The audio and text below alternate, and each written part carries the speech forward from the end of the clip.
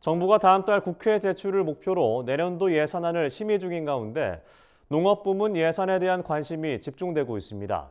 정부의 예산 정책 방향이 긴축 기조로 전환되고 내년 세수도 감소할 것으로 예상돼 농업 예산 역시 줄어드는 것 아니냐는 우려가 커지고 있습니다. 이호철 기자가 전합니다.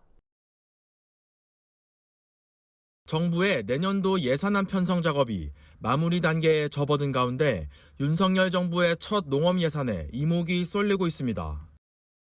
정부는 9월 중 2023년도 예산안을 국회에 제출할 예정입니다.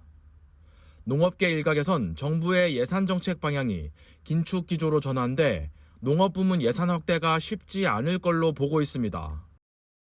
예산만 투입하면 저절로 경제가 성장하고 민생이 나아질 거라는 그런 재정 만능주의라는 환상에서 이제 벗어나야 합니다. 세수도 감소할 전망입니다. 기획재정부가 발표한 세제 개편안에 따르면 법인세와 종합부동산세 등 감면 조치로 2023년 세수는 올해보다 6조 4천억 원이 줄어듭니다.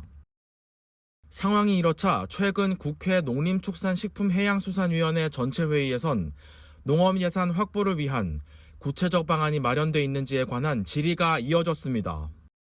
기재부 예상으로는 내년에 6조 원, 내후년에 7조 원, 2년간 한 13조 원 이상 세수가 감소한다고 그러는데 여기서 우리 농업 예산을 확보할 수 있을 것인지 여기에 대한 우리 농림부 장관의 대책이 있나요?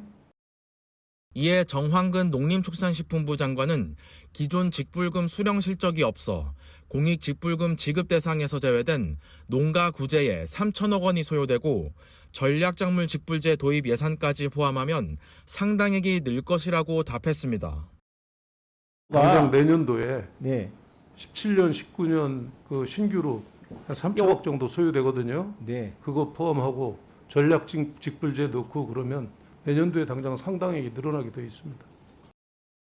농업계에선 윤석열 정부의 1호 농정 공약이 농업직불제 예산 2배 확대인 만큼 공약 실현을 위해서라도 농업 부문 예산을 확대해야 한다는 목소리가 높습니다. 직불제 예산 확대를 명목으로 한 타 농정사업 예산 삭감 우려에 따라 농업 부문 예산을 순증해야 한다는 주장도 커지고 있습니다. 그동안 국가 전체 예산 대비 농업 예산 비중이 적다는 논란이 계속되어 온 만큼 재원 마련에 있어서도 기존 농업 예산을 전용하기보다는 별도로 예산을 편성해서 순증 효과를 볼 수 있도록 해야 할 것입니다. 각종 생산비 폭등으로 현장 농민들의 어려움이 가중되고 있는 만큼 과감한 농업 예산 확대가 어느 때보다 필요한 시점입니다. MBS 이호철입니다.